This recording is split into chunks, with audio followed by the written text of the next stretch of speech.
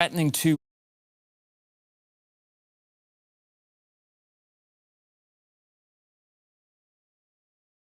raise tariffs. President Donald Trump is threatening to raise tariffs on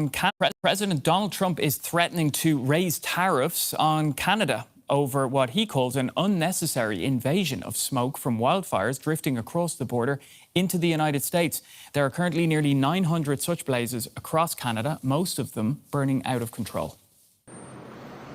Heavy smoke brought on by hundreds of Canadian wildfires is enveloping many American cities, including the capital, Washington, D.C., obscuring major landmarks and affecting the air quality for locals and tourists.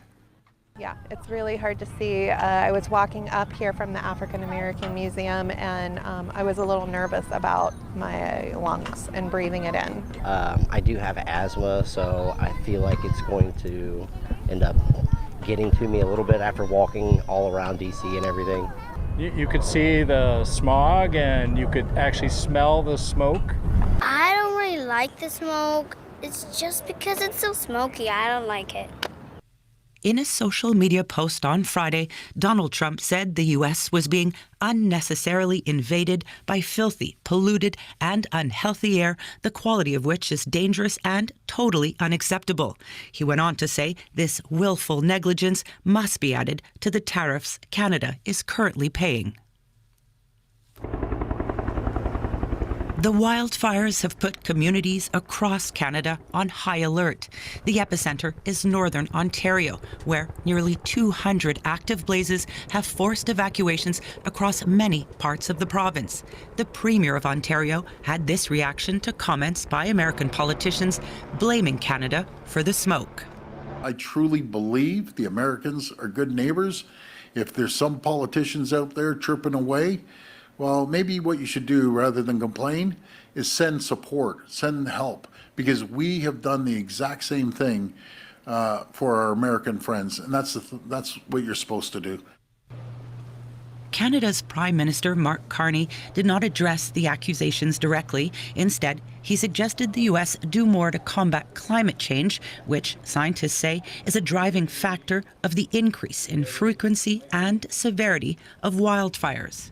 Carney and Trump will likely run into each other on Sunday at the World Cup final in New York City, which is also being hit hard by haze and poor air quality as a result of the wildfires in Canada. Well, a short while ago, I spoke to Matthew Capucci. He's a senior meteorologist at weather forecasting service MyRadar. He was in Arlington, Virginia, just across from Washington, D.C., and he explained to me how the smoke can travel such vast distances. For starters, you just have a ton of smoke. These are incredibly tall boreal fires up in northwest Ontario, releasing a ton of material into the atmosphere, and it's surfing the jet stream east, this river of winds in the upper atmosphere all the way to the eastern seaboard. Unfortunately, that weather pattern looks to continue for quite a while. Now, the weird thing is, step outside here in the nation's capital, I can hardly see the Washington Monument, which is only about 1.5 kilometers away. Ordinarily, you can see up to about 15 kilometers from here. So we have visibilities like 10% of what we should have. Interestingly, the smoke doesn't really smell like smoke. It's not like a campfire. It smells almost plasticky. And the reason for that is it takes 1 or 2 days for the smoke to get here. The heavier aerosols that smell more smoky settle out, leaving behind things like volatile organic compounds that interact with sunlight to produce formaldehyde. So this smoke isn't just inconvenient and a nuisance. It actually increases your risk of heart attack, increases respiratory issues. Your eyes might start to sting. This is the second time in 3 years. Smoke isn't just inconvenient and a nuisance. It actually increases your risk of heart attack, increases respiratory issues. Your eyes might start to sting. This is the second time in 3 years it's been this bad. Right now, we have a code purple. It rivals the pollution in a place like Delhi, or even worse right now than Beijing. And this is all due to smoke. It sounds pretty brutal, to say the least, Matthew. Now, many viewers will remember the smoke that blanketed North American cities back in 2023. I was there. I remember it. It was pretty awful. And we're seeing similar scenes again now. Is this becoming a regular occurrence because of climate change, essentially? Well, fires are always going to happen. In the case of 2023, interestingly, there's a record heat dome or ridge of high pressure that brought hot sinking air, drying out the landscape in Canada, and then they got thunderstorms, partially thanks to that heat, and those thunderstorms were what sparked the lightning that made the fires.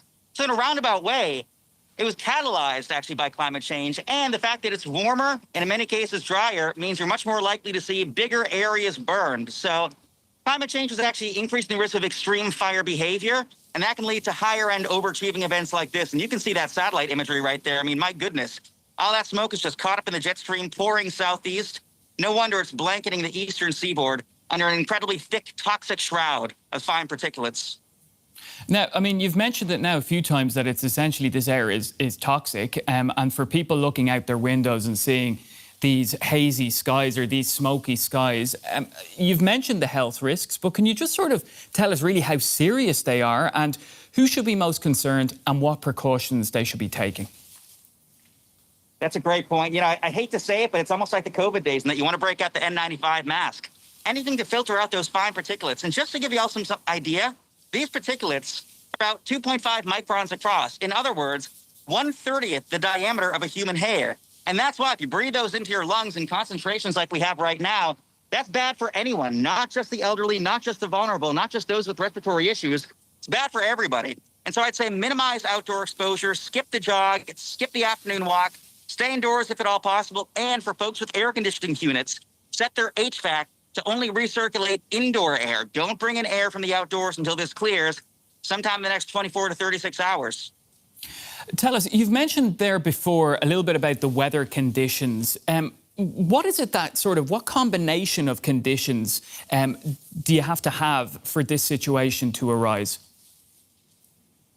Well, unfortunately, east of the Hudson Bay, we have a counterclockwise spinning low over like northern Quebec, northern Ontario. And that's just kind of pinwheeling all this smoke south and east. And unfortunately, that weather pattern doesn't look to budge for the next week to 10 days, perhaps until the calendar flips to August.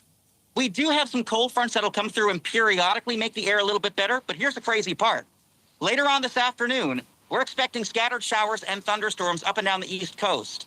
Those thunderstorms are also forming in a smoky layer, so there's a chance that we scavenge the smoke out of the air and produce dirty raindrops, literally ashy, sooty raindrops that make your cars and the ground dirty as a result.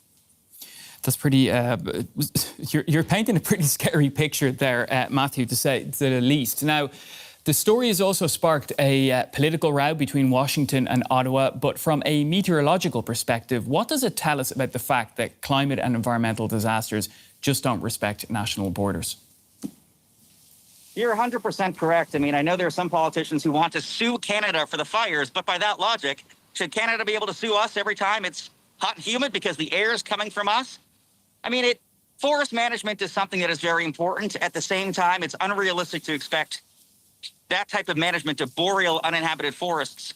But it goes to show you that anytime you have a disaster like this that can affect a large portion of a continent, the response has to be from multiple different agencies, multiple different countries.